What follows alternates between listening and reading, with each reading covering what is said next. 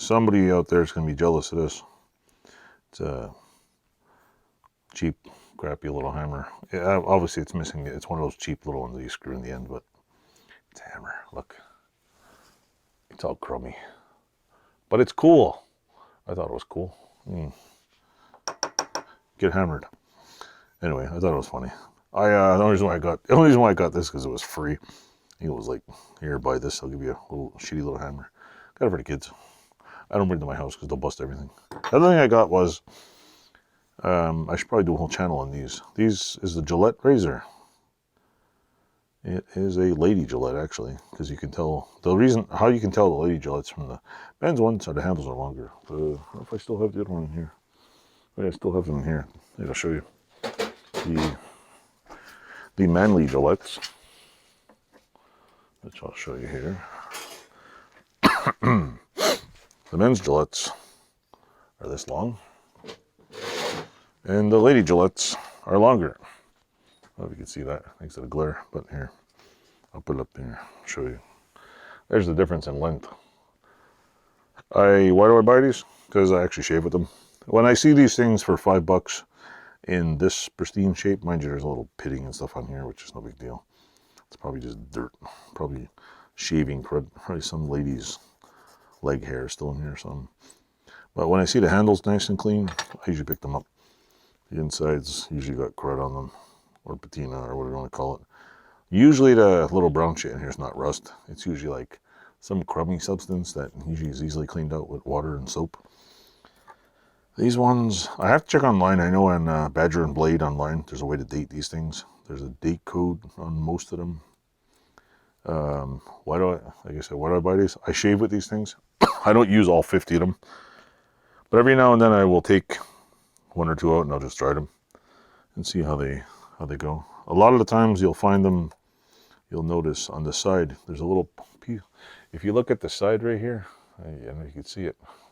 Let me get a pointy thing here. Yeah, it can be a dirty pointy thing too. If you look right here, see this little thing right here? Right here, there's a little piece. Well, I don't know if you can see that too well. This little piece right here.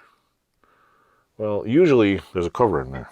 A lot of times, like this one, if you look at it right here, see the nice little fancy chrome cover? A lot of times those are missing. And if you pay attention to them, like this one right here, see it has a little chrome cover on it. And there's sometimes it's not a cover, sometimes it's the actual piece, and sometimes it's like a little cover that goes over the top. See, like this one, if you look at both of these, I'll show you them. This one has the little chromy thing, and this one is missing the little chromy thing. This one actually has the cover. The other one is just one little piece. Sometimes you find it in varying condition. And one of the things I tell people, when you buy these, when you try them, they all shave differently. You definitely, if you want to learn how to use these things, you need to try them because every one of them shaves different. Some are closer shave, some are not so close. Some have disgusting little pods of hair like this, and nasty shit. Someone's DNA is in here. You can tell there's hair in there. But they all shave different. The blue tips, the black tips, the red tips. Some are knurled. Some are knurled this way. Some have knurling goes this way. Some have knurling, like different years had different knurlings and different things on it and different chrome, and some are gold plated. Like, great, I'll show you the other one. Hold on. There's one more in here. Why do I got razors in my garage? I don't know. The dingbat. But if you look at these things, this is another old Gillette. I don't have many with the box. Yeah, that one's in the box. But on this one, if you can see there's two different types of knurling on here. This one's just a standard one. This one here has got lines up it, and then it's knurled. This one's an adjustable one. It's a top loading adjustable. I have a couple of new ones too, but if you want to save money, I mean, I went to the dollar store. I'm always trying blades for these things. It's one thing I do try all the time. Every time I see blades at the dollar store, I see them at Walmart, I see them at Price Chopper, I don't care what they are. If they're anywhere from like $2 to $3 or $5, I will buy a 5-pack of blades of these. Because sometimes I've learned that some of the cheapest, shittiest blades for these are the greatest things to shave with. And last week I bought at dollar store. They were $1 for a 5-pack. So I'm paying like, what, I don't know. The hell is that? Less than 25 cents each? 20 cents each? 20, 40, yeah, 20 cents a blade. The regular Mach 3 blades where you got to take a mortgage out and pay like $15 a blade, barbers use these blades. So it'll tell you how good they shave with.